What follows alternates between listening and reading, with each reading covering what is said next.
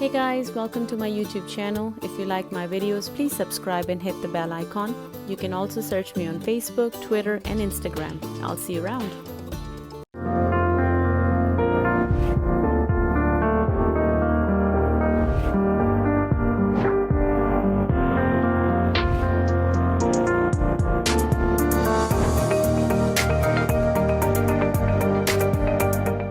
Hello everyone, you're watching Voice of South Asia. This is Health Talk with Nosheen Mealbread.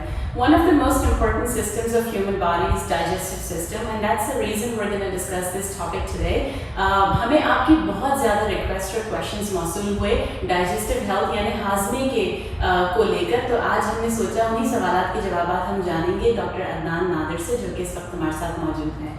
Hello Dr. Saab, how are you? Very good. How are you? Good. Thank you so much for being on the show. Sure.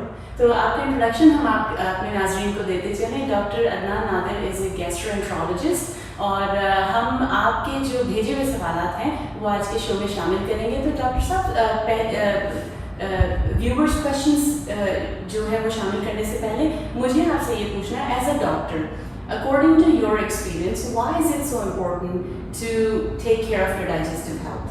I think हमारे लिए ज़रूरी है कि हम अपनी सेहत का ख्याल रखें ओवरऑल, लेकिन डाइजेस्टिव सिस्टम का ख्याल रखना इसलिए ज़्यादा ज़रूरी है कि हम जो कुछ अपनी बॉडी के अंदर जो हम कंज्यूम करते हैं, जो खाना खाते हैं, वो सारा डाइजेस्टिव सिस्टम के थ्रू होकर गुजरता है. तो अगर हम इसका ख्याल रखें, इसको हेल्थी रखें, तो हमारी ओवरऑल बॉडी भी हेल्थी रहती है. तो उसके अंदर न्यूट्रिशन भी आ जाता है, उसके अंदर सही ग़िज़ा, उसके अंदर क्वालिटी ग़िज़ा, ये सब चीज़ें ज़रूरी हैं. और अगर हम उसको मेंटेन करें और बैलेंस करें तो उससे न सिर्फ हमारा निज़ाम हाज़मा जो है वो अच्छा रहता है, बल्कि हमारे और जो सिस्टम्स हैं वो भी उससे सेहतमंद रहते हैं. सही. मैं आपको थोड़ा सा बताता चलूँ कि जैसे मैंने बात की कि ग़िज़ा के बारे में, और हम लोग जैसे हम बड़े हुए तो हमें लोगों ने कहा कि आप फैट्स नहीं खाएं, आप फैट से दूर रहें. अब वो चीज़ बदल रही है. अब ये बात है कि शुगर्स के ऊपर बात है कि आप जो है वो रिफाइंड शुगर से परहेज़ करें. तो ये शुगर से ये भी होता है कि अगर आपने बहुत ज़्यादा कार्बोहाइड्रेट्स खाए या ऐसे सिंपल शुगर्स खाए जिसके अंदर मीठी चीज़ें हैं या चावल हैं, तो उससे ये होता है कि आपने जब आप उसको खा लेते हैं तो वो बहुत जल्दी आपके जिस्म के अंदर एब्जॉर्ब हो जाती है. जब वो एब्जॉर्ब हो जाती है तो उसके साथ ब्लड शुगर आपको ऊपर जाता है और उसके बाद आपका इंसुलिन लेवल ऊपर जाता है. तो इंसुलिन लेवल जब ऊपर जाता है तो वो आपकी बॉडी के लिए नुकसानदेह है बार-बार. तो वो आपके अंदर इस किस्म की चीज़ें जैसे शरीयानों के अंदर जो ये अथेरोस्क्लेरोसिस हम कहते हैं, जो कि हार्डनिंग ऑफ द आर्टरीज है, अगर तो वो डेवलप होता है.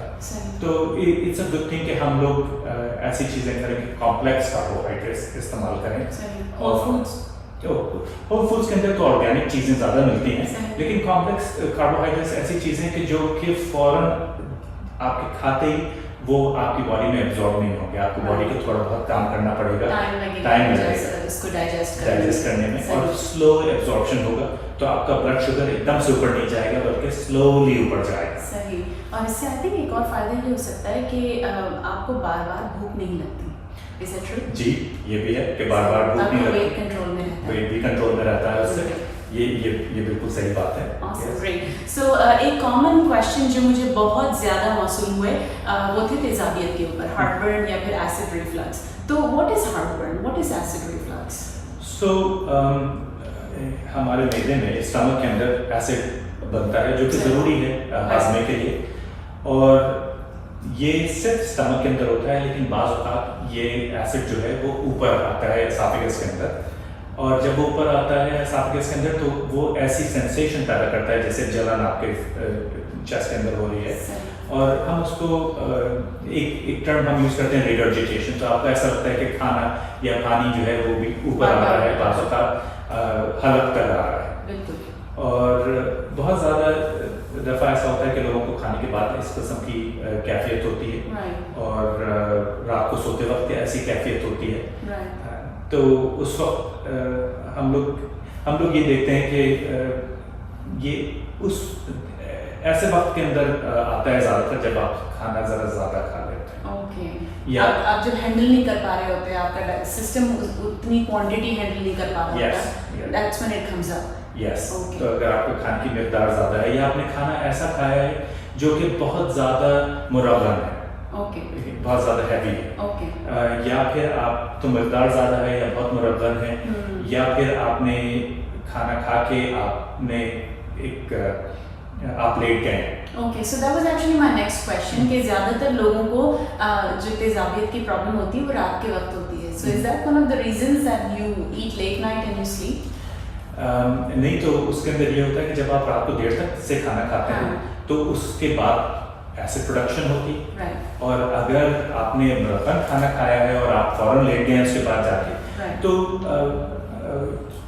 उससे ये होता है कि खाना और तेज़ाबियत सिर्फ स्टमक में नहीं रहती, बल्कि आप ग्रेविटी इस्तेमाल नहीं करते। जैसे हम लोग अपराइट रहते हैं तो ग्रेविटी की वजह से खाना जो है वो स्टमक में रहता है, लेकिन जब आप लेट जाते हैं तो ग्रेविटी आप ज़ाहिर नहीं रहती, तो फिर खाना और पानी लेयर कर जाता है एसाफिगस के अंदर, और वो तेज़ाबियत एसाफिगस के अंदर उसको बर्न करती है, उसके अंदर इरोजन्स ला सकती है, उसके अंदर जख्म पैदा कर सकती है, और ये भी होता है बाज़ औक़ात कि ये तेज़ाब हलक तक आ जाता है और लंग्स में भी जा सकता है। इस वजह से लोगों को रात को खांसी भी काफ़ी होती है।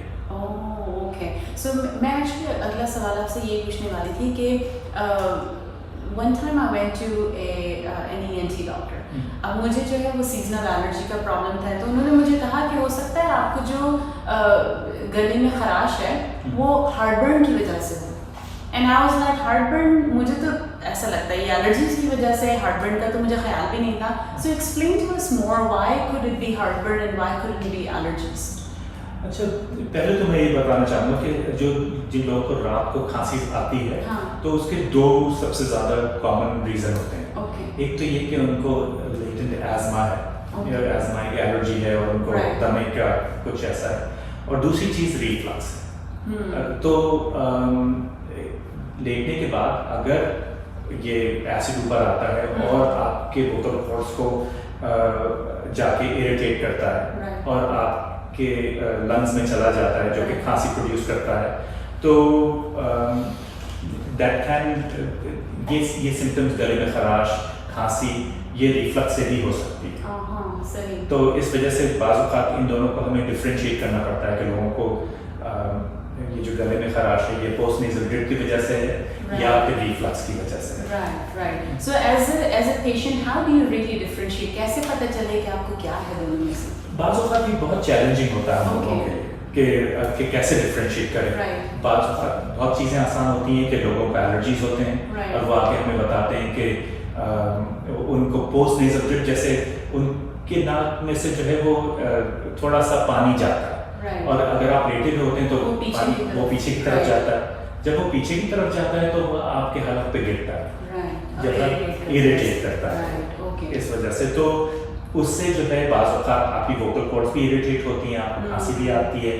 तो एक और रिफ्लक्स होता है, बाज़ लोगों को तेज़ाबियत महसूस होती है, लेकिन कुछ बाज़ औक़ात ऐसा होता है कि दोनों में से हम लोगों को नहीं पता चलता कि क्या चीज़ कॉज क्या है, क्योंकि बाज़ औक़ात दोनों चीज़ें भी हो सकती हैं। तो हम एम्पेरिक ट्रीटमेंट भी देते हैं चीज़ों का, मतलब ये कि हमारे पास अब ऐसी दवाएं हैं रिफ्लक्स के लिए कि हम उसको 15 दिन का ट्रीटमेंट दे के कहते हैं ओके आप ये लीजिए, और उससे देखें कि आपके हालत बेहतर होता है, आपकी खांसी बेहतर होती है।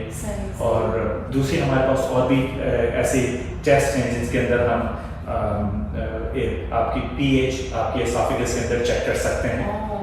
हमारे पास एक टेस्ट होता है जिसके अंदर हम स्कोप डाल देते हैं अंदर, और उसके साथ एक कैप्सूल होता है जो कि एसोफेगस की pH को मॉनिटर करता है 24 घंटे के लिए। तो उससे जब हम रीडिंग देखते हैं तो हमें उससे अंदाज़ा हो जाता है कि ये एसोफेगस में pH एसिडिक कब थी। तो अगर हम ये देखें कि एसोफेगस के अंदर एसिडिक pH बहुत ज़्यादा है और बहुत ज़्यादा अरसे के लिए है, तो फिर हमारा ये शक और ज़्यादा यकीन में बदल जाता है कि ये ज़्यादातर ये जो सिम्टम्स हैं रिफ्लक्स की वजह से हैं। तो एक चीज़ मैं और आपको बताना चाहता हूँ कि रिफ्लक्स जो है वो बाज़ औक़ात हाइड्रल हर्निया की वजह से भी बढ़ जाता है। ओके। तो हर्निया एक ऐसी चीज़ है कि अगर आपकी बॉडी का कोई पार्ट अपनी जगह छोड़ के किसी दूसरी तरफ चला जाए तो हम उसको हर्निया कहते हैं। ओके। तो हाइड्रल हर्निया ये है कि स्टमक जो है और मैदा जो है वो इस एब्डोमेन को और पेट को छोड़ के थोड़ा सा चेस्ट की तरफ आ जाए, और ये डायफ्राम है, और डायफ्राम जो है वो स्टमक डायफ्राम से नीचे होता है। लेकिन अगर आप इस तस्वीर के अंदर देखें तो छोटा सा पार्ट ऑफ द स्टमक जो है वो ऊपर है डायफ्राम से। राइट। तो छोटा सा हिस्सा बन गया ऊपर से स्टमक का हिस्सा ऊपर आ गया है डायफ्राम से। तो अब डायफ्राम जो था वो इस रिफ्लक्स को रोकता था, और जो सारी जो एनाटमी थी वो रिफ्लक्स को रोकती थी। लेकिन अब क्योंकि हाइड्रल हर्निया बन चुका है तो वो जो डायफ्राम की वजह से हमारे जो मैकेनिज्म थे जो एसिड को ऊपर आने से रोक रहे थे, अब वो उतने अच्छे नहीं रहे। तो रिफ्लक्स ऊपर काफ़ी आसानी से आ सकता है। और दूसरी चीज़ ये कि अगर आप इसको देखें तो इसके अंदर कुछ ऐसे पाउचेस से बन जाते हैं कि एसिड इसके अंदर, एसिड का लिक्विड इसके अंदर रहता है जो कि फौरन से ऊपर आ जाता है। आप लेटे या आपने कुछ इंट्राब्डोमिनल प्रेशर बढ़ा तो रिफ्लक्स ऊपर आ गया। Okay, well that's interesting. I'm sure कि not a lot of people actually knew about it. This was new for me. So मुझे अगला सवाल आपसे पूछना है कि जो एंटासिड्स मिलते हैं commonly over the counter मिलते हैं, वो लेना क्या are they safe over the long run? Antacids जो हैं जो कि ओवर द काउंटर मिलते हैं, जैसे आप टर्म्स की बात करते हैं, yes they are safe कि आप उनको ले सकते हैं अगर आप इनको स्पोरेडिकली यूज करते हैं कि आपको कभी हार्ट बर्न हो रहा है तो ले लिया and things like that। लेकिन बाज़ औक़ात जब रिफ्लक्स होने लगे और बहुत अरसे तक तो उसको इवैल्यूएट करवाना चाहिए। पहले तो ये देखना चाहिए कि हाइड्रल हर्निया है या नहीं। दूसरी चीज़ अपने वजन का ख्याल रखना चाहिए। तीसरी चीज़ लाइफस्टाइल मॉडिफिकेशंस हैं कि आप एक्सरसाइज करें, वजन का ख्याल करें, बहुत ज़्यादा खाना मत खाएं, मुरब्बा खाना नहीं खाएं, स्पाइसी फूड्स नहीं खाएं। ये तो नहीं हो सकता ना डॉक्टर साहब, हमारा माशाल्लाह से हमारे कल्चर में खाने पीने के सारे शौकीन होते हैं, और ईद की दावतें हो या फिर कोई पार्टी हो तो बस हम तो कौरमों पे और बिरयानियों में हमले कर रहे होते हैं। ज़रूर हमला करें कौरमों पे और बिरयानी पे, लेकिन अपनी मिक़दार के ऊपर कंट्रोल। ओके, पोर्शन कंट्रोल खाएं ज़रूर, हर चीज़ खाएं लेकिन पोर्शन कंट्रोल करके। That's right। और फिर ये भी है कि कोई भी चीज़ आप मिक़दार अगर ठीक रखेंगे तो ठीक रहेगी, लेकिन अगर बहुत ज़्यादा स्पाइसी भी है खाना तो उससे भी रिफ्लक्स होता है। और फिर ये बात है हमारे यहाँ चाय भी बहुत पी जाती है, बिल्कुल, तो कैफीन से भी खाली पेट पी जाती है, खाली पेट। लेकिन इतनी चीज़ों से इतना फर्क नहीं पड़ता कि अगर खाली पेट पिए या नहीं पिए, लेकिन रिफ्लक्स जो है अगर पेट भरा हुआ भी हो और फिर चाय पियो उसके बाद तो उससे भी ज़रा थोड़ा सा रिफ्लक्स तो उतना खाएं और वैसा खाएं जो आप हजम कर सकें। yes। जब आपको पता है कि आप ये नहीं हजम कर पाएंगे तो फिर आपको थोड़ा सा कंट्रोल करना चाहिए। That's right। सही। अच्छा जी, मेरा अगला सवाल ये है कि you as a doctor, how do you treat a heartburn or acid reflux patient जिनको बहुत अरसे से chronic problem रहा हो? अच्छा, हम लोगों को बहुत सारे लोग हमारे प्राइमरी केयर हार्टबर्न को देखते हैं, और जो कि जिन लोगों को बहुत खफीफ से सिम्टम्स होते हैं उनको वो खुद ही ट्रीट कर लेते हैं, एंटासिड से ट्रीट कर लेते हैं, या ओवर द काउंटर जो ये दवाएं जिनके ऊपर हम थोड़ी सी बात करेंगे उनसे ट्रीट कर लेते हैं। लेकिन अगर 5 से 10 साल तक आपको रिफ्लक्स हो रहा है तो ये रिकमेंडेड है कि आप एक दफ़ा एग्जाम हो जाए, ताकि एंडोस्कोपी हम जो है वो स्कोप डाल के अंदर देखें कि आपके एसाफिगस के अंदर कोई डैमेज तो नहीं है, आपके एसाफिगस की लाइनिंग तो बदल नहीं गई है, क्योंकि एक कंडीशन है हम उसको बेयर्स एसाफिगस कहते हैं, वो डेवलप हो जाती है एसिड के प्रोलॉन्ग एक्सपोजर से, जो कि अगर बहुत दिनों से आपका एसिड एक्सपोजर हो रहा है तो उससे एसाफिजियल लाइनिंग बदल जाती है। बहुत से लोग एक्चुअली ये बात नहीं सोचते कि बार बार एसिड किसी आप चीज़ पे गिराएंगे तो वो तो डैमेज होगा ही। So that's the reason it happens, right? Yes, बार बार एसिड गिराएंगे तो 2-3 चीज़ें होती हैं उससे, एक तो लाइनिंग बदल जाती है, और तो उस लाइनिंग बदलने से एसाफिजियल कैंसर का खतरा होता है। और दूसरी चीज़ ये कि अगर आप किसी चीज़ के ऊपर भी एसिड बार बार गिराएंगे तो उसके अंदर जख्म बनेगा, फिर वो जख्म भरेगा, जब वो भरता है तो फिर वो थोड़ा सा सुखड़ना शुरू कर देता है, राइट, क्योंकि वो क्या कहते हैं उसको, scar tissue. Scar tissue. Okay. तो फिर ये बात है कि जब स्कार टिश्यू बनता है तो वो हम उसको एसाफिजियल स्ट्रक्चर कहते हैं। तो वो एसाफिगस की जो कैपेसिटी है, जो ल्यूमन है, उसको वो कम कर देता है, छोटा कर देता है। तो बाज़ औक़ात हम लोगों को, ये हमारी गैस्ट्रोएंटरोलॉजी की प्रैक्टिस के अंदर हमारी एक इमरजेंसी ऐसी होती है अच्छा। कि लोग जब खाना खाते हैं तो उनको खाना फंस जाता सही। है, स्पेशली गोश्त अगर वो खाएं तो उनके एसाफिगस में जाके फंस जाता है, जो कि हम लोगों को बाज़ औक़ात जाके निकालना पड़ता है। तो वो इसी वजह से ये होता है कि उसकी एक वजह ये होती है कि अनचेक्ड रिफ्लक्स, जिसका इलाज नहीं हुआ और वो बार बार जो है वो जख्म बन रहा है और उसके बाद वो हील हो रहा है और उससे स्कार टिश्यू बन के एसाफिगस की जो ओपनिंग है वो इतनी स्मॉल हो गई है कि वो अब चीज़ें फंसने लगी उसमें जाके। सही। तो डॉक्टर साहब, इसका ये मतलब है कि अगर आपको लंबे अरसे तक प्रॉब्लम है हार्ट बर्न की, आपको रात को भी हो रहा है, दिन में भी हो रहा है, you have to go see a doctor. Yes. Don't leave it untreated, otherwise it's going to be a big issue later on. It can become a big issue. It can become a big issue, and especially जब आपको इतने अरसे से है और आपकी उम्र 40 साल से ज़्यादा है, तो उस वक्त आप ज़रूर डॉक्टर को दिखाएं, गैस्ट्रोएंटरोलॉजिस्ट को दिखाएं, ताकि एक आपके स्ट्रैटिफिकेशन हो सके कि आप हाई रिस्क हैं। सही। क्योंकि कुछ लोग होते हैं जिनको ये प्रॉब्लम्स होते हैं, कुछ लोगों को नहीं होते। राइट। लेकिन अगर हम उन लोगों को देख लें कि जिन लोगों को ये, जो लोग रिस्क के ऊपर हैं, हम उनको करीब से देख सकते हैं, हम उनको फॉलो कर सकते हैं, हम उनको एग्रेसिवली ट्रीट कर सकते हैं। सही। लेकिन कुछ लोग हैं जिनको अगर एक दफ़ा हमने देखा और कोई उनको प्रॉब्लम नहीं था, एसाफिगस नॉर्मल है, थिंग्स आ रहा, तो फिर हम उनको दोबारा एंडोस्कोपी हम उनकी 10 साल के बाद करेंगे। ओके। लेकिन अगर किसी को हम देखें कि लाइनिंग्स चेंज हो चुके हैं और हमें ये खतरा है कि लाइनिंग्स और चेंज करके कैंसर बन सकता है, तो हम उनको फिर करीब के इंटरवल से बुलाते हैं, हम उनको फिर 3 साल के बाद बुलाएंगे, फिर उसके बाद देखेंगे कि कहीं उसमें कोई चेंजेस तो नहीं आ रहे, और फिर हम उनको ये भी बताएंगे कि अगर चीज़ें फंसने लगें तो वो हमें फ़ौरन पेश कर बताएं, ताकि हम उनका इलाज जल्दी शुरू कर सकें। ओके। सो हमने खाने की बात की, डिफरेंट ग़िज़ाओं की बात की, कौन सी ऐसी पर्टिकुलर ग़िज़ाएँ हैं जो कि आप लिस्ट डाउन कर सकते हैं कि ये ऐसी चीज़ें हैं जिनको खाने से ज़्यादातर लोगों को तेज़ाबियत होती है?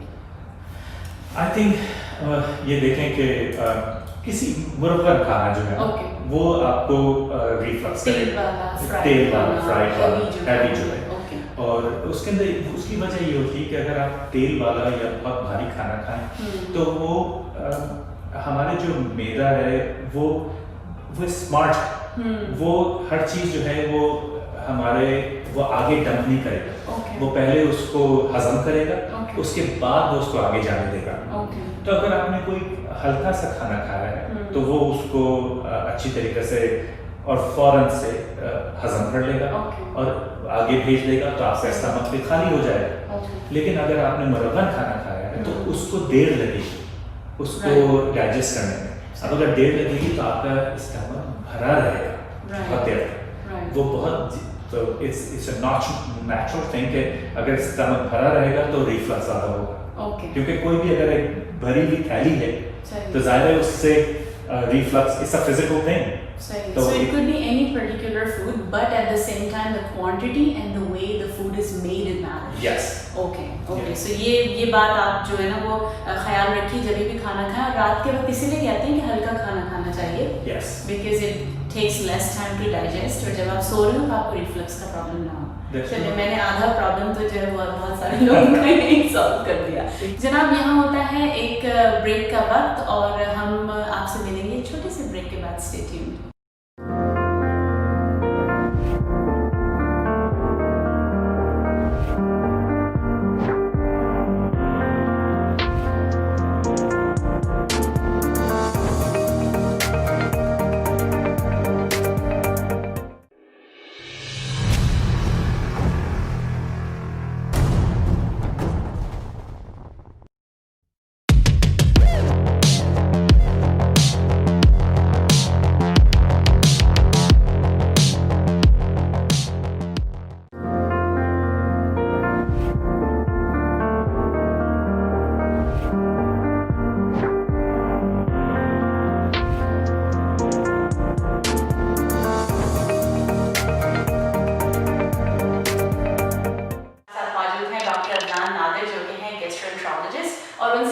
कर रहे थे तेजाबियत यानी एसिड रिफ्लक्स के बारे में। जी डॉक्टर साहब।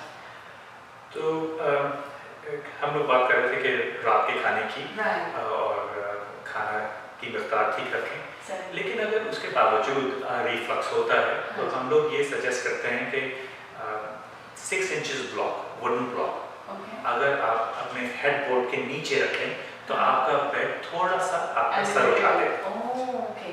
तो अगर वो आप सर उठा देगा तो आप ग्रेविटी जो कि आपके लेटने की वजह से अब आप यूज़ नहीं कर रहे, Right. आप उस ग्रेविटी को दोबारा यूज़ करने लगेंगे क्योंकि आपका सर उठ गया। Right. तो फिर जो खाना और जो पानी जो कि स्टमक के अंदर है वो ग्रेविटी की वजह से स्टमक में ही Right. रहेगा। क्योंकि अगर आप सीधे लेटें Yes. तो एसिड तो ऊपर आएगा। Yes. तो थोड़ा सा एलिवेट कर दे बेड को। Yes. Okay, सही। तो ये इसके अंदर ये it's not rocket science. Right. 6 inch के वुडन ब्लॉक लें और अपने सिरहाने के जो बेड बिस्तर का का जो मसहरी का होता है हाँ जी। उसके नीचे रख दें ताकि सिरहाना थोड़ा सा ऊपर आ जाए, सही। तो उससे फर्क पड़ता है। ओके। अच्छा डॉक्टर साहब, मुझे एक और सवाल मौसूल हुआ, छोटे बच्चों को जो एसिड रिफ्लक्स होता है, बिल्कुल न्यूबॉर्न जो नॉर्मल बच्चे होते हैं, उनको कैसे ट्रीट किया जाए? क्योंकि वो तो कोशिश की जाती है कि उनको दवाएं ना दी जाएं क्योंकि वो तो छोटे से होते हैं, क्या किया जाए?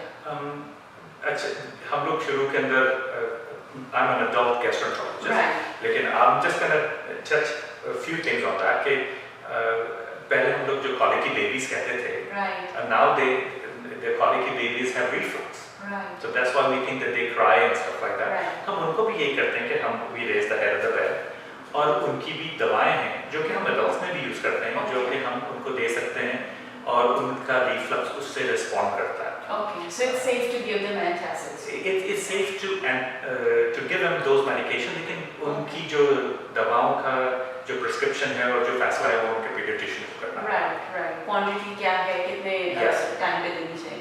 और कौन सी दवा वो इस्तेमाल करना चाहते हैं। सही सही, that makes sense.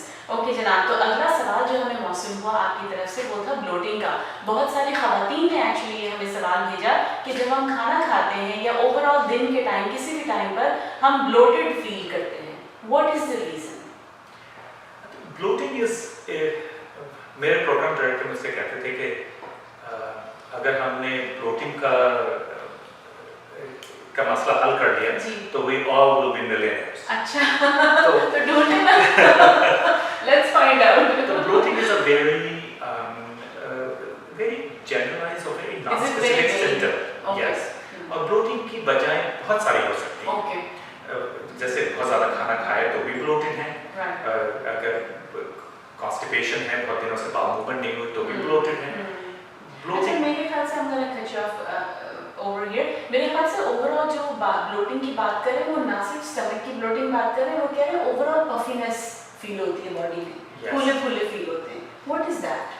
You know that is कुछ ऐसे सिम्टम्स होते हैं बाज़ औक़ात के हम लोगों को जो पूरा फूला होना होता है वो हम लोगों के लिए वो बाज़ औक़ात अच्छी तरीके से ट्रांसलेट नहीं करता मेडिसिन के अंदर, क्योंकि हम लोग अगर ये सोचें कि कोई पूरी तरीके से फूला हुआ है तो हम बहुत सारी डिफरेंट चीज़ों के बारे में सोचना शुरू कर देते हैं। लेकिन बाज़ औक़ात अगर थोड़ा बहुत वाटर रिटेंशन होता है, जैसे लोगों की अंगूठियाँ फंसना शुरू हो जाती हैं, थिंग्स ज़्यादा ख़वातीन के अंदर specially, it may be related to their menstrual cycle, it may be related to their salt intake. You know, those are the things that जितना आप नमक खा रहे हैं, Yes. आप ज़्यादा नमक खा रहे हैं तो आपकी बॉडी ज़्यादा वाटर retain करेगी। Okay. Yes. और that's also not good if you have high blood pressure. Yes. Okay. Absolutely. सही। तो उस जो जनरलाइज्ड जो पफीनेस की बात तो हम इस तरीके से करेंगे, उसके और भी बहुत सारे रीजंस हो सकते हैं, लेकिन उसका फिर एक अलग बिल्कुल टॉपिक हो जाएगा। Okay. क्या डाइट ऐसी होती है, कोई ऐसे ग़िज़ाएं हैं जो आपको ओवरऑल मतलब पफी कर दे या ब्लोटिंग ज़्यादा हो जाए? High calories diet will make you gain weight, and high salt diet will make you puffy. सही। You know, in that case. सही। So abdominal bloating की जो हम लोग बात कर रहे थे, Right. तो उसके अंदर abdominal bloating जो हम लोग बाज़ औक़ात बहुत ज़्यादा देखते हैं, वो हम irritable bowel syndrome की वजह से देखते हैं। Okay.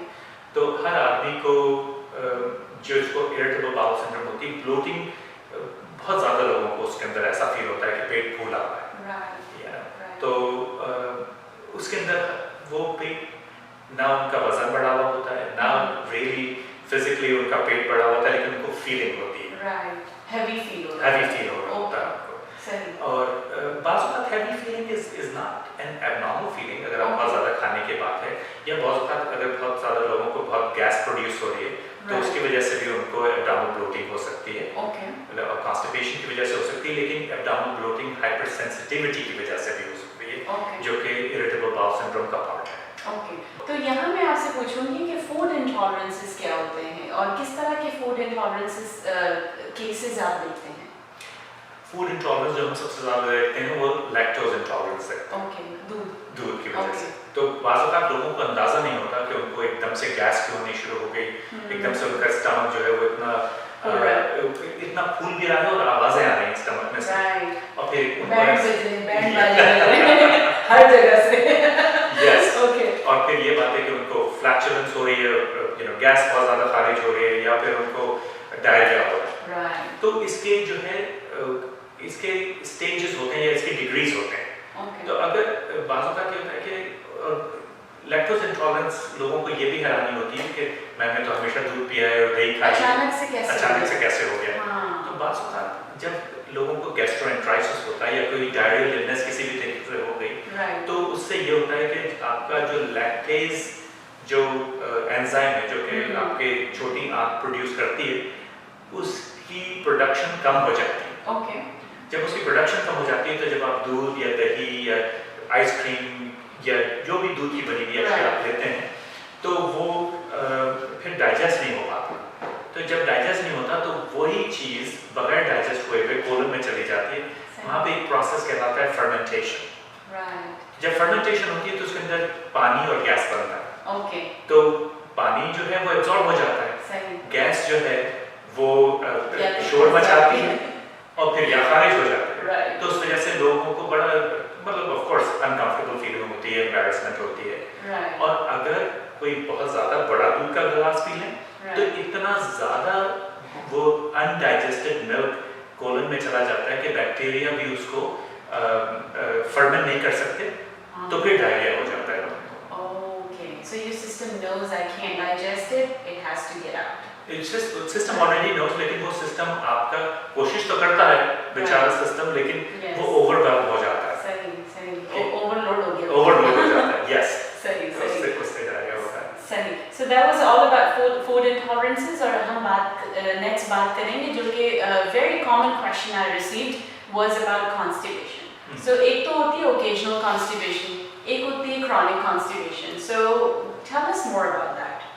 देखिए, ओकेजनल कॉन्स्टिपेशन तो सबको होती है, तो उसके लिए इतना घबराने की जरूरत नहीं।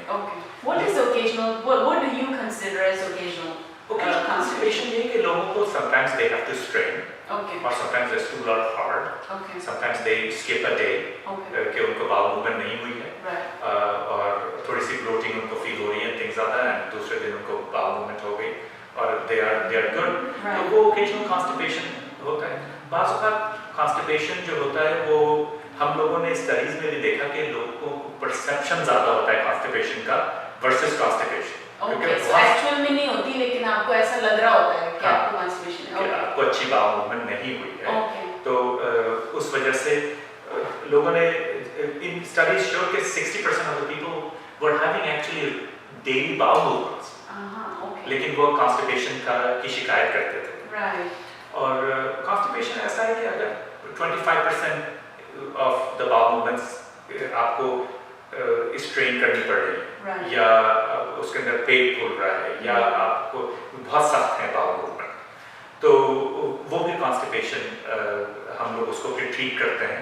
अगर किसी को ऐसा महसूस होता है कि उनका कब्ज या कॉन्स्टिपेशन बढ़ रहा है, या किसी को ऐसा लगता है कि नया शुरू हुआ है, तो उनको अपने डॉक्टर से ज़रूर मशवरा करना चाहिए, क्योंकि कुछ चीज़ें बहुत आम उसके रीजंस होते हैं कि आपको बहुत सारे ब्लड प्रेशर की दवाएं कॉन्स्टिपेशन करती हैं, बहुत सारी दूसरी दवाएं कॉन्स्टिपेशन करती हैं, तो हमको देखना पड़ता है कि what's the reason.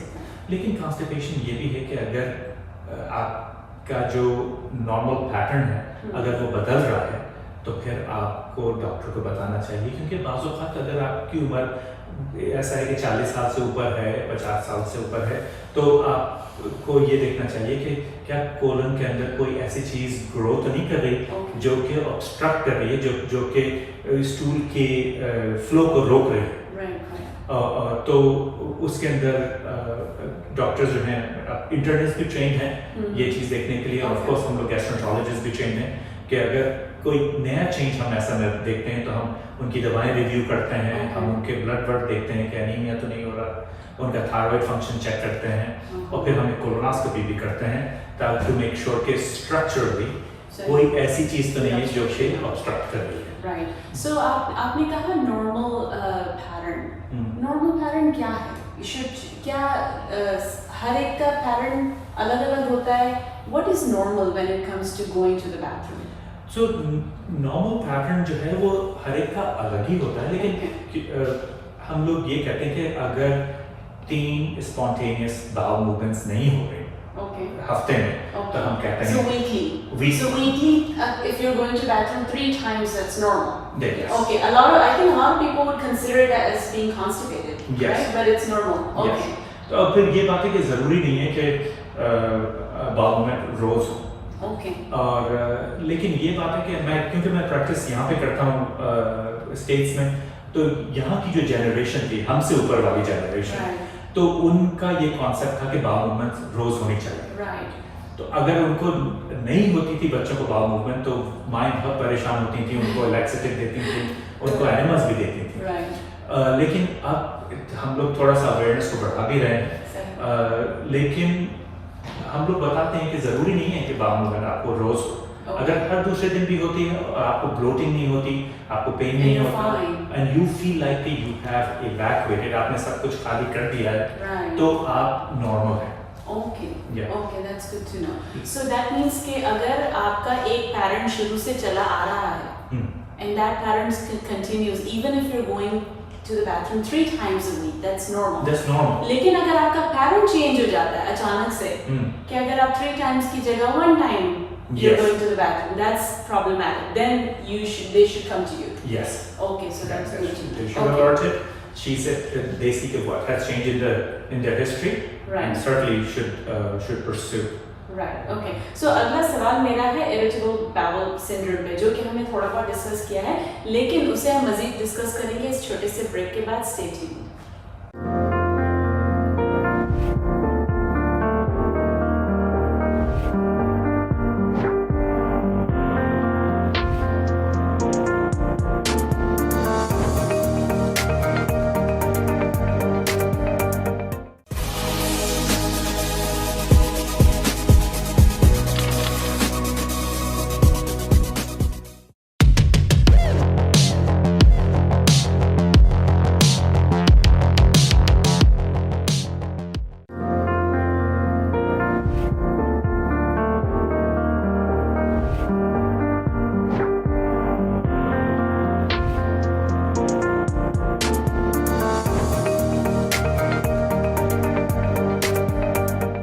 Welcome back to Health Talk with Nashi Mealbread. We're in conversation with Dr. Adnan Nadir, जो कि हैं gastroenterologist, और उनसे हम बात करेंगे irritable bowel syndrome पे. What is it and how do you treat it? I know we talked about it a little bit earlier, but I want you to tell us in detail. So irritable bowel syndrome का हम लोग अभी तक reason तलाश कर रहे हैं कि what's the etiology of it. Okay. So what is it? So it's a constellation of symptoms. Okay. के बाद, और ये बात नहीं है कि हर आदमी को वो सारे symptoms हो। Okay. तो हम लोग कहते हैं कि किसी को diarrhoea prone irritable bowel syndrome है, किसी को कॉन्स्टिपेशन प्रोन IBS है, और किसी को मिक्स पैटर्न है। मतलब आपका सिस्टम खराब है, तो it could be any one of the symptoms or all symptoms. It could, लेकिन मैं खराब का लफ्ज उसके अंदर इस्तेमाल नहीं करूँगा, बल्कि मैं ये कहूँगा आपका सिस्टम ज़रा सेंसिटिव है, hyper sensitive compare to the next person. Okay. तो उसके अंदर ये है कि आपके अंदर बीमारी नहीं है, लेकिन आप सिम्टोमेटिक हैं।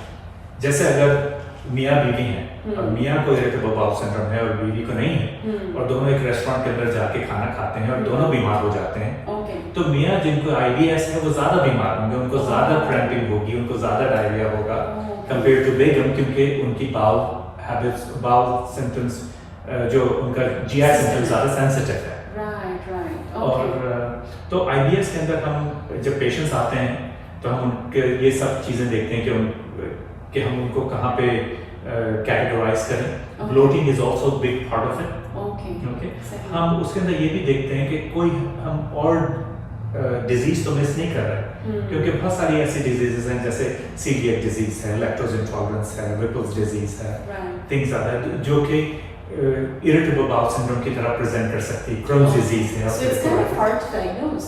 It is, so it's a diagnosis of exclusion.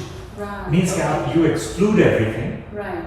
And then you say भाई आपका हमने सब चेक कर लिया, आप बिल्कुल सेहतमंद हैं, लेकिन आपकी बाउल जो है, आपका पेट जो है वो ज़रा सेंसिटिव है, और फिर हम ट्रीटमेंट जो है वो हम उस तरफ ले आते हैं। लेकिन अगर हम उनको हम शुरू से हम सस्पेक्ट तो कर सकते हैं कि इरिटेबल बाउल सिंड्रोम है, लेकिन हम वर्कअप के बगैर उनको डायग्नोज नहीं कर सकते। Okay, got it. So my next question is about fatty liver. What is fatty liver? Fatty liver is something that when there is excess accumulation of fat in the liver. Okay. और I think अब जैसे चीज़ें बदल रही हैं और खाना हम लोग सब खा रहे हैं, और and everybody in United States tend to be overweight.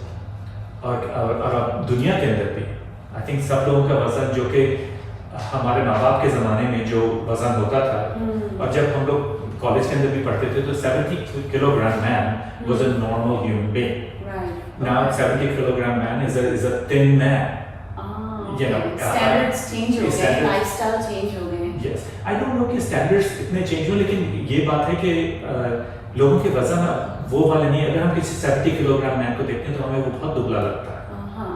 तो अब हम लोग, एक तो हमारी नजरें भी और हमारा जो लाइफस्टाइल है, अब हम सब जो है वो 10, 15, 20 पाउंड एक्सेस कैरी कर रहे हैं। Okay, without even knowing it as a society.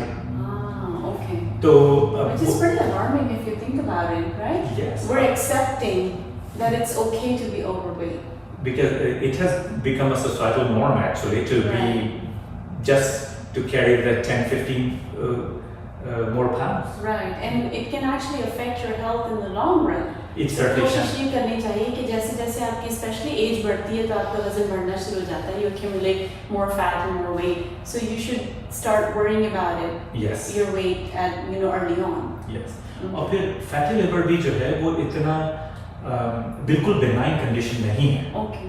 बल्कि ये होता है कि और यहाँ पे क्योंकि हम लोग प्रैक्टिस करते हैं तो हम ये देखते हैं कि जैसे हमारे कॉकेशियन पेशेंट हैं या अफ्रीकन पेशेंट्स हैं, उनकी अगर उनको फैटी लिवर हमें नज़र आता है तो उनका खतरा सिरोसिस तक जाने में वो कम होता है, 1-3% होता है। लेकिन अगर हम अपने हिस्पैनिक पेशेंट्स को देखते हैं तो उसके अंदर उनका जो इंसिडेंस है सिरोसिस का वो 9% है। Okay. तो हम ये देखते हैं कि उनको वो उनके लिए फैटी लिवर होना ज़्यादा खतरनाक है। Okay. What about South Asian community? उसकी मुझे उनके स्टडीज़ का नंबर नहीं पता कि हम लोग कितने प्रोन हैं, लेकिन मैंने अपने लोगों में सिरोसिस होते हुए देखा है, फैटी लिवर और नैश की वजह से। Cirrhosis, what is that? Cirrhosis की मैं अगर एक तस्वीर आपको दिखाऊं, Okay. तो अगर आप इसको देखिए, so this is the cirrhotic liver. Okay. तो उसके अंदर ये है कि सिरोसिस का है स्कारिंग और फाइब्रोसिस जो हमने बात की थी। तो ये होता है कि अगर इन्फ्लेमेशन हो कहीं के अंदर भी तो इन्फ्लेमेशन से स्कारिंग हो जाती है, और लिवर के अंदर भी इस किस्म की स्कारिंग होती है जो कि बहुत सारी चीज़ों से हो सकती है। लोग शराब पीने से होती है, इन्फेक्शन की वजह से होती है, जैसे हेपेटाइटिस सी पाकिस्तान में बहुत कॉमन है, उससे वो बहुत सिरोसिस होता है। ऑटोइम्यून हेपेटाइटिस खवातीन के अंदर, आदमियों में भी हो सकता है लेकिन खवातीन में ज़्यादा कॉमन है, उससे सिरोसिस हो सकता है। तो फैटी लिवर का भी चांस है कि वो सिरोसिस तब्दील हो जाए, और क्योंकि fatty liver is so rampant कि आप किसी का भी अल्ट्रासाउंड करते हैं तो ज्यादातर के हमारे पास उसका लिखा हुआ आता है कि वो फैटी लिवर है। And it doesn't have to be an overweight or obese person. Yes. Even a very thin person could also be diagnosed with fatty liver. Yes, 10% Okay. can diagnosed with NASH, non-alcoholic steatohepatitis. Right. And fatty liver, लेकिन ज़्यादातर जो हम देखते हैं कि fatty liver हम overweight लोगों के अंदर देखते हैं, बट यू आर राइट कि थिन लोगों के अंदर भी नॉन अल्कोहलिक स्टीरोहेपेटाइटिस हो सकता है and it can progress. Okay. Is it treatable? It's treatable. Okay. And हम लोग लेकिन बहुत चैलेंजिंग होता है वो ट्रीटमेंट, इसलिए नहीं कि ट्रीटमेंट इसकी कोई एक खास दवा नहीं है हमारे पास. और दूसरी चीज़ ये कि ट्रीटमेंट हम कहते हैं कि आप अपना वजन कम करें, एक्सरसाइज करें, तो वो लाइफस्टाइल बदलना लोगों के लिए बड़ा मुश्किल होता है.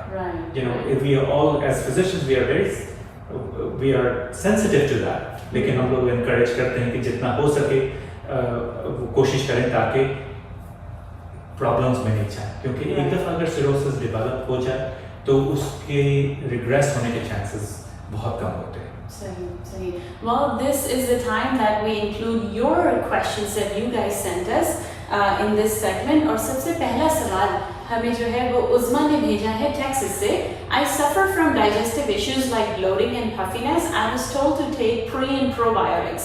Do they really work and how should I take them? अच्छा, प्री एंड प्रोबायोटिक्स क्या है? Right. So प्रोबायोटिक्स जो हैं वो ऐसे अच्छे बैक्टीरियाज हैं जो कि आप कंज्यूम कर सकते हैं और उसके साथ वो पैथोजेनिक नहीं है, जो डिजीज प्रोड्यूस नहीं करते. Okay. तो वो प्रोबायोटिक है. प्रीबायोटिक जो है वो सबस्ट्रेस हैं, जो समझने वो खाना है अच्छे बैक्टीरियाज के लिए. तो आप वो सब्सटेंस आप इंजेस्ट करते हैं, वो जाते हैं आपके स्मॉल बाउल के अंदर और वो अच्छे बैक्टीरियाज की पॉपुलेशन उन प्रीबायोटिक्स लेने से बढ़ जाती है. तो that's the difference between prebiotic and probiotic. अच्छा, प्रोबायोटिक्स के लिए बहुत रिसर्च हो रही है और अभी तक जो है बहुत सारी चंद डिजीजेस के अंदर हम लोग इनको बहुत इस्तेमाल करते हैं. अल्सरेटिव कोलाइटिस के अंदर या फिर हम पाउचाइटिस के अंदर और कुछ इरिटेबल बाउल सिंड्रोम के अंदर भी हमने प्रोबायोटिक्स का इस्तेमाल किया है और उससे हमने देखा है कि फ़ायदा होता है लोगों को. लेकिन अभी हम लोग इतने कॉन्फिडेंट नहीं है उस बारे में कि ये चीज़ वाकई मदद करती है या नहीं. हम लोग प्रोबायोटिक्स को यूज़ करते हैं, जैसे एक एंटीबायोटिक एसोसिएटेड कोलाइटिस होता है, हम उसके अंदर भी हम लोग डिफरेंट बैक्टीरिया इंट्रोड्यूस करते हैं जिससे वो बेहतर होता है. लेकिन there is a lot of work that needs to be done. लेकिन medicine is working and there it's a very exciting field. लेकिन जो हतमी जो स्टडीज हैं जो कहती हैं वाकई इससे बहुत फर्क पड़ता है, वो अभी कम है. लेकिन आई फील कि अगर वो आपको फायदा कर रही है प्रीबायोटिक्स एंड प्रोबायोटिक्स आईबीएस के अंदर, तो आप जरूर लें. you know. लेकिन अगर वो आपको फायदा नहीं कर रही और आप देखें तो then don't waste your money. Right, because they're expensive. They are expensive. Right. अच्छा डॉक्टर साहब, जो over the counter antacids मिलते हैं, are they safe if you use them for like long term? I think that there are many concerns about a class of medicine which is PPI, proton pump inhibitor, जिसके अंदर Nexium, Omeprazole, Prevacid, which are over the counter. Zantac H2 blockers हैं, लेकिन Zantac तो अब available भी नहीं है. Okay, अच्छा. और लेकिन H2 blockers के भी कुछ ऐसे side effects हैं long term use के लिए. तो आप अगर आपको थोड़े कम अरसे के लिए इस्तेमाल करना है, 15 दिन के लिए, 20 दिन के लिए, तो आप कर सकते हैं. लेकिन अगर आपको साल इस्तेमाल करना है तो आपको डॉक्टर्स के ट्रीटमेंट के अंदर रहना चाहिए, क्योंकि बाज़ औक़ात ये है कि आपकी कैल्शियम एब्जॉर्प्शन जो है ये पीपीआईज कम कर सकते हैं. तो क्या नुकसान होते हैं? उसके बाज़ औक़ात ये होता है कि बोन डेंसिटी जो है वो कम हो जाती है, तो there is a concern about it. और जो खाने पीने की चीज़ें होती हैं, जिसके जो खाने पीने में जो कैल्शियम होता है वो एब्जॉर्ब हो जाता है, क्योंकि हमारी बॉडी इनफ एसिड प्रोड्यूस कर लेती है उस वक्त. लेकिन अगर कैल्शियम सप्लीमेंट्स हैं तो बाज़ औक़ात उनकी एब्जॉर्प्शन ठीक नहीं हो पाती.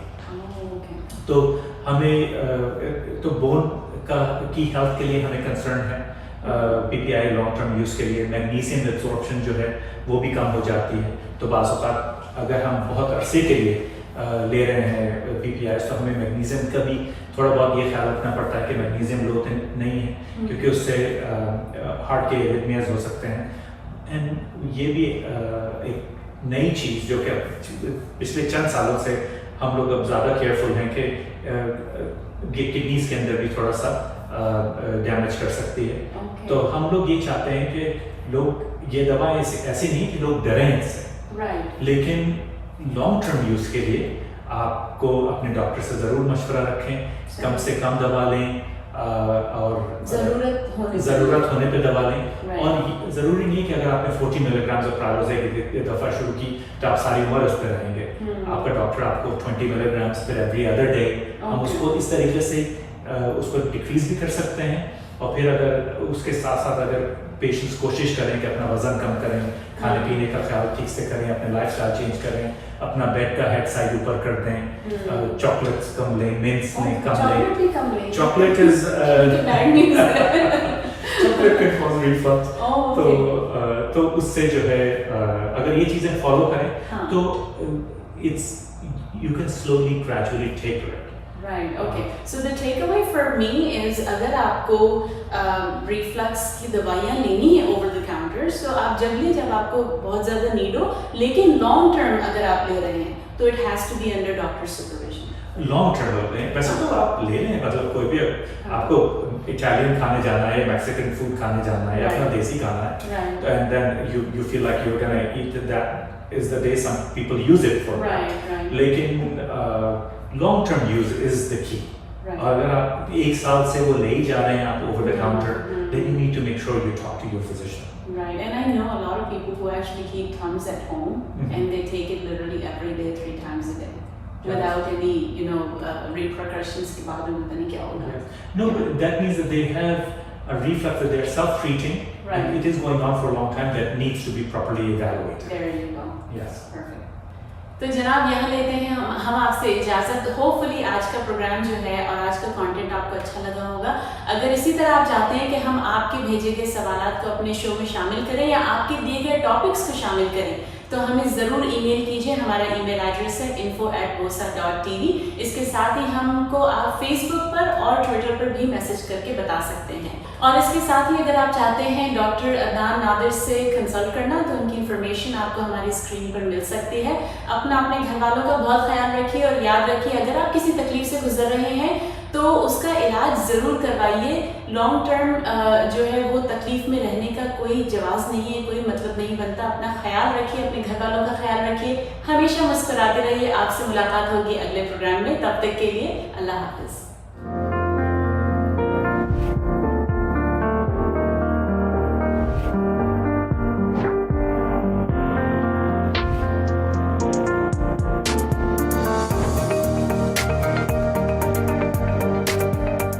Hey guys, welcome to my YouTube channel. If you like my videos, please subscribe and hit the bell icon. You can also search me on Facebook, Twitter, and Instagram. I'll see you around.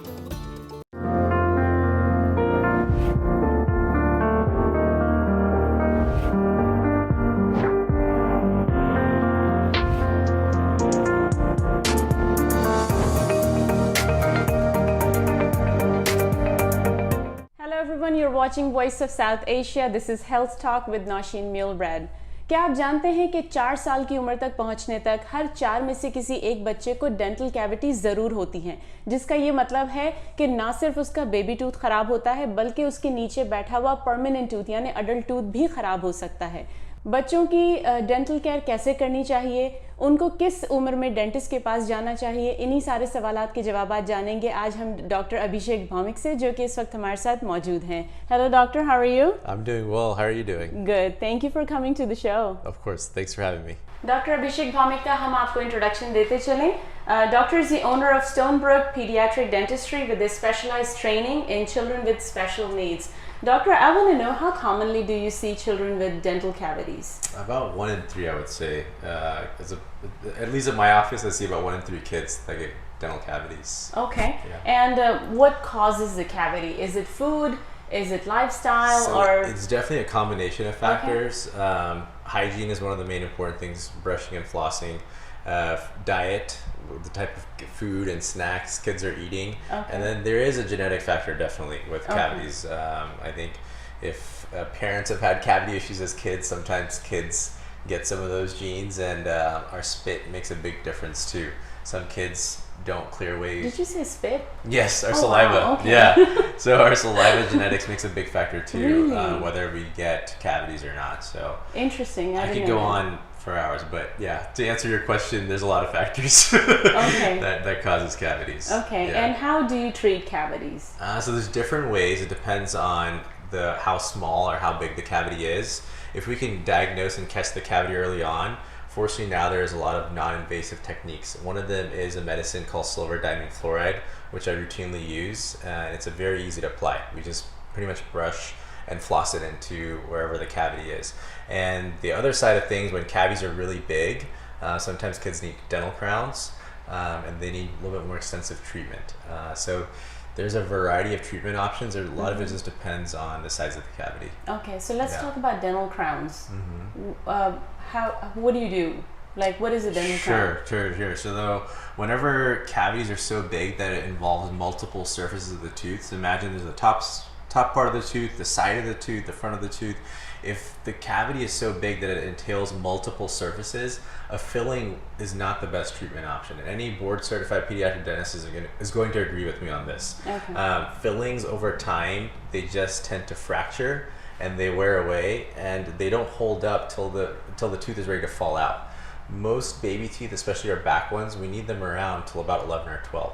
So if a cavity is really big, it And entails... it's a pretty long time, actually. Yeah, it's a very long time. Yeah. So if a cavity is really big, it entails multiple surfaces, then a full coverage crown, so material that covers the entire tooth, is the best treatment option. Okay. And it's going to last the entire lifetime of the tooth, and it's going to allow the child to eat and without having a toothache. And most importantly, it allows for the adult tooth that's sitting right underneath the baby tooth to Right. grow in healthily. And then when it's time for the baby tooth to fall out, the tooth and the crown fall out together. So Okay, so you don't have to go to a dentist to take him out before. no. So that's the difference between pediatrics and adult dentistry.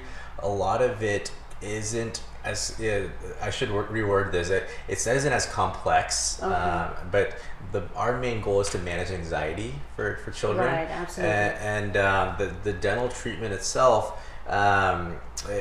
We just have to make sure the work lasts till 11 or 12, essentially, right? Right. So hopefully that answers your question. It's a full coverage crown that covers the entire Right. surface of the tooth. Right, so does Yeah. it look like a normal crown, like an adult crown, or it looks different? Yeah, so there's multiple options. Okay. One is the traditional silver crown, which has Okay. been around for a very long time. So that option's there, and the other, there's now cosmetic aesthetic options, and I do some of those procedures. So one is a ceramic crown. A brand name is Sprig, and I love this option because it provides the most natural looking smile. Okay. So I usually recommend this option if the cavities are in the front teeth, and for the back teeth, depending on how big the smile is, sometimes I'll recommend the white crowns or the silver crowns. Right. So my next question would be, what if the cavity is just small and it doesn't require a crown? So Yeah, absolutely. So if the cavity is much smaller, say it's on a single surface, then we could do something more conservative, like a filling. So it's a biocompatible material, and the way it works is I would clean it out with our drills, and in pediatrics we call it a water brush. Okay. So and we clean away the bacteria, the cavity, and then we put the biocompatible filling material in it. Okay. And we check the bite to make sure the kids can eat. Yeah. Okay, awesome. What happens, this is a golden question, what happens if you leave it untreated for a long time? That's a great question. I get that all Thank the you. time. Yeah. So cavities will essentially grow. It's bacteria, and they're trying to get to eating anything that's on the teeth. So eventually the kids will have a dental infection. It's called a dental abscess, and that's very painful for kids. And depending on the location, it can be something very severe. So for example, if it's on an upper tooth, it can turn into a big abscess infection, which could potentially get into the eye or the nose or the sinuses. Or for a lower tooth, it can get into the neck or compromise the airway. So it could become a very serious issue. I hope I don't scare parents when I say this, but these things happen pretty quickly in pediatrics. Their bone is soft. It's not like us adults, our bones are more dense. So for kids, with this bacteria, it grows and grows. It can spread to multiple teeth and Much faster than than adults. adults. Yeah, the baby teeth aren't as strong as adult teeth, so the enamel's weaker. So bacteria tend to break down the teeth a lot faster. Within 6 months to a year, cavities can progress pretty quickly. Yeah. Great. Well, that's good to know. Yeah. Next question would be, what age should parents start brushing their kids' teeth? As soon as the first tooth comes in. And what I personally recommend is start brushing when they start teething. So if you have a finger brush, you can start massaging their gums, and a good place to start is those bottom front teeth, those gums in the front.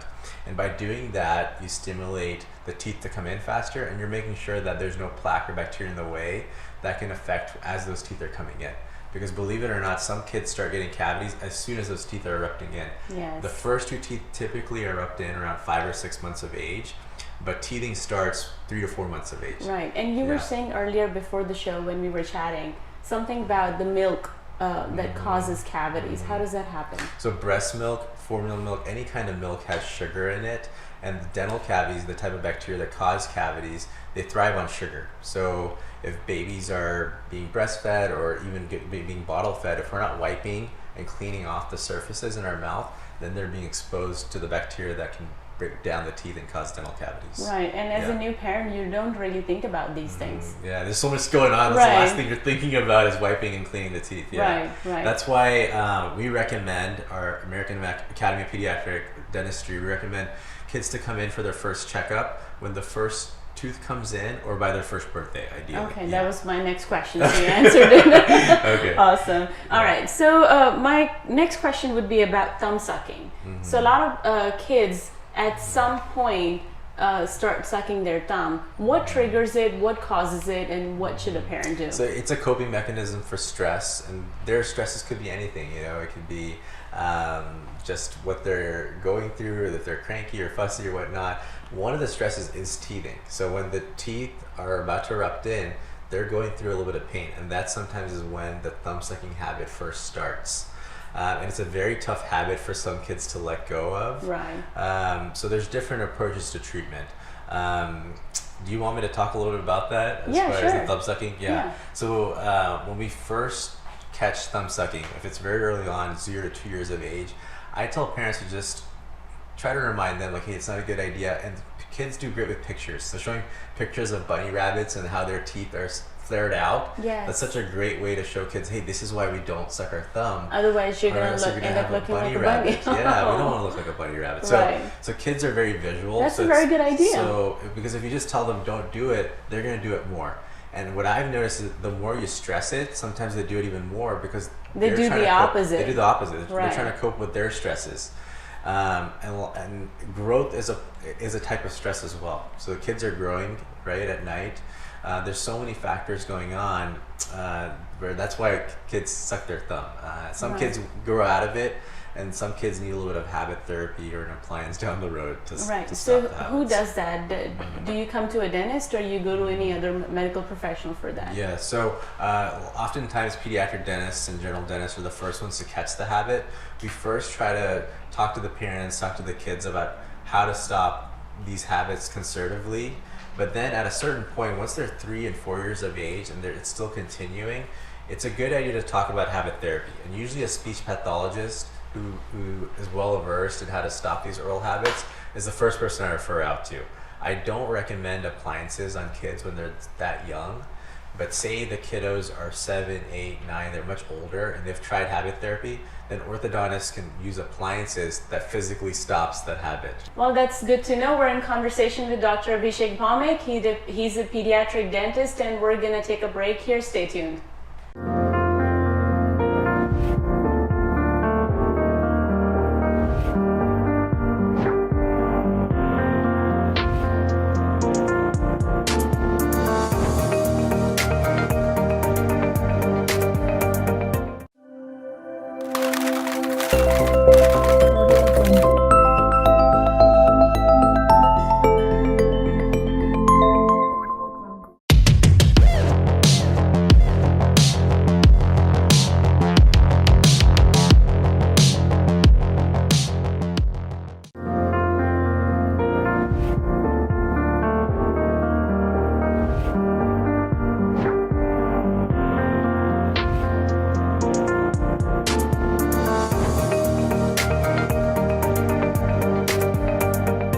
Welcome back to Health Talk. We're in conversation with Dr. Abhishek Bhaumik, and we're talking about pediatric dental health care. My next question would be, what gum diseases do you see in children commonly?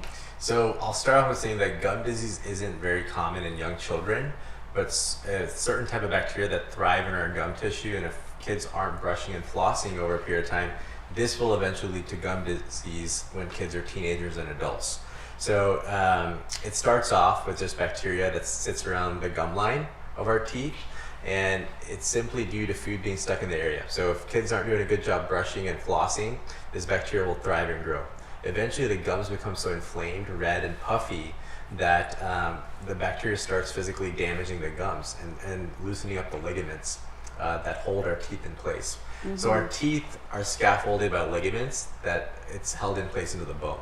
So the specific type of bacteria that cause gum disease, they really affect our gum line. So, and then eventually, if it gets so bad that we're not able to control this bacteria, that's classified as periodontal disease, gum disease.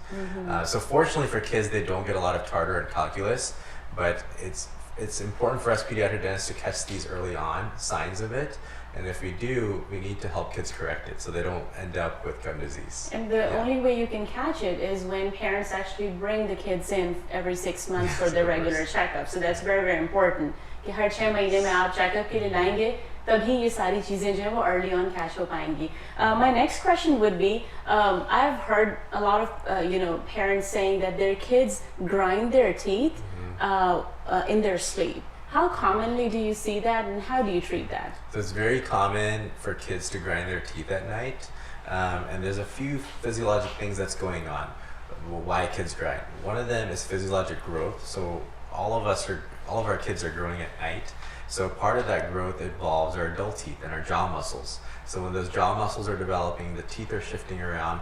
That's part of the reason kids grind. So their bite is actively changing, and that's one of the biggest reasons why kids grind at night. Second biggest reason, what a lot of us pediatricians, pediatric dentists believe why kids grind is allergies. When kids are really congested, they tend to grind more at night. Wow, our brain, I had no idea. Yeah, so our brain that's is interesting. trying to actively, in some way, try to wake us up from a deep sleep by grinding on a subconscious level. So that's another thing you'll notice. Our kids that have really bad congestion certain times of the year, they're gonna grind more than ever. Oh, okay. Is it genetic? It's not. I wouldn't say it's genetic. It's a normal phenomenon that all kids go through. Okay. Eventually, it will stop though. And that what I notice is around 8 or 9, when there's enough adult teeth, around 8 years of age, there's enough adult teeth coming in. That's when the grinding starts to slow down. Okay. And it sounds like a chalkboard mark, like nails on a chalkboard. Right, it's very loud. It's very loud. Yeah. Yes. But it does go away on its own. It's different than adult grinding. But, so does it create enough damage for the baby teeth to be able to? That's such a good question. I get these questions all the time. So no, it's going to cause some wearing of the baby teeth, which is fine. We're meant to lose these baby teeth anyways. What we're looking at as pediatric dentists is grinding and wearing of the adult teeth. Okay. So when kids are 6 or 7, they're already going to have a few adult molars in the back and those front adult teeth. Most of the time, I don't see that issue. For some older kids, their grinding habit is so bad, they're clenching, their jaw muscles are tight, the TMJ joint is sore, and if they're wearing down their teeth, then we need to talk about a night guard and take a look at their bite. So myself and orthodontist, we work together to determine why are they going through this. Sometimes it could be an airway issue. If they're not getting good oxygen airflow into their brain, that's a reason for older kids to grind. Okay. Even young children can grind because of an airway issue. Going back to allergies and congestion. Right. Yeah. So is it like a good way to, let's say if your kid is grinding teeth a lot, you should go to a pediatric dentist and make sure that there's no bigger underlying issues. I'll say this. I think some of us pediatric dentists are now really understanding the value of airway and understanding and looking at the throat, looking at the tonsil size, asking the appropriate questions, how is the child sleeping at night, because it is a big factor of overall development, and connecting it to grinding, that's the reason why kids grind, if they're not getting good airflow into their brain. All right. Yeah. Well, my next question is bed breath. Bad breath, yes. Do you treat those children? How commonly do you see them? It's very easy to treat when kids have bad breath. There's a couple reasons why. One is just bacteria, plaque, food that's stuck along the gum line. So really cleaning the gums, flossing the gums, flossing the teeth, so getting the food and bacteria out. Second location where bacteria thrive on is our tongue. Okay. So the tongue and the gums are some of the most common areas where the type of bacteria that cause bad breath kind of stay around. So brushing those areas is really important. Hygiene. The other thing is diet. If kids are allergic to a certain food, dairy, for instance, or gluten, that's a more rare one, their upset stomach and reflux will also cause bad breath issues. Okay. So really, I do that. I ask some questions about the diet, what's going on. So it's more like an elimination process of, Exactly. hey, the teeth is clean, everything is good, and Must be something in the diet then. Okay, Yeah. got it. Yeah. Okay, well that's very good to know. एक और common issues अक्सर ये होता है कि baby tooth जो है वो ओवर रिटेन कर जाते हैं, यानी अपनी जगह से हटते नहीं है, और नीचे वाले परमानेंट टूथ जो है उनको आने की जगह नहीं मिलती है. So what do you do in that case? So it's relatively common if the baby's tooth is still there and say the adult tooth is right behind it or off alignment, we look at the child's age. If it's within the general timeline of that baby tooth to still be in the mouth, we don't do any treatment. But say the child is older and that baby tooth should have already fallen out by then. Right. I look at the bite, I look at seeing how much crowding there is, and then I generally make the recommendation for us to help the child get that tooth out of the way. And then typically for the bottom teeth, the tongue will push those adult teeth forward. So the alignment will self-correct itself within 6 months to a year. But for the upper teeth and other parts of our mouth for over retention, I look at the bite again and see if there's going to be future crowding issues. At that point in time, I start working with an orthodontist to make that call, whether we should start taking more baby teeth out or should we just let time take its course and let the baby teeth fall out on their own. Well, here we're going to take our next break, and we're going to see you after the break. Stay tuned.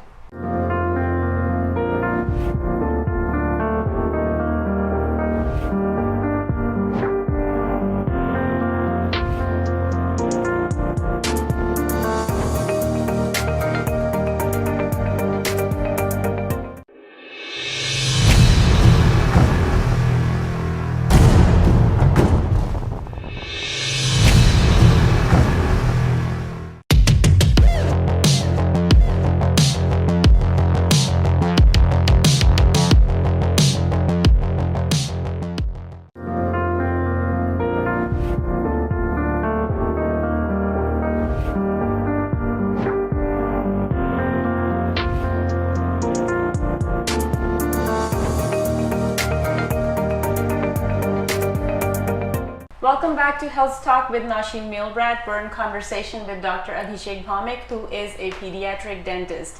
Our next question is, sometimes some of the baby teeth are in wrong spaces, या उनकी direction गलत होती है या alignment सही नहीं होती है, तो ये हम जानना चाहेंगे कि उन cases में उन बच्चों का treatment कैसे किया जाता है? We look at the child's age first. So depending on the child's age, and we also look at the number of teeth. If there's multiple teeth that are out of alignment, I start working with an orthodontist. I think it's really important to work together with an orthodontist because we're going to be managing not only how the teeth are coming in, but how to make sure that those eventually all the adult teeth are aligned perfectly. So for early on, if it's just 1 or 2 teeth, I don't try to stress parents out. We just wait and watch.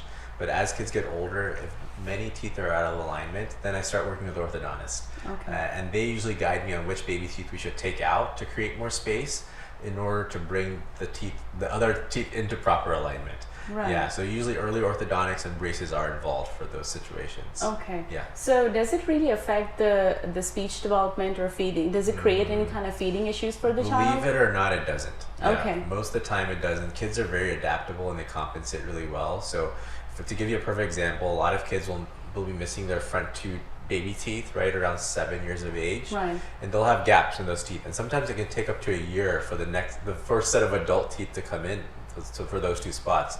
So you would think that the child's speech would be a little strange and off. Right. And it might be for 6 months. But then as soon as those teeth come in, they adapt and pick up and how to pronounce certain letters and words properly.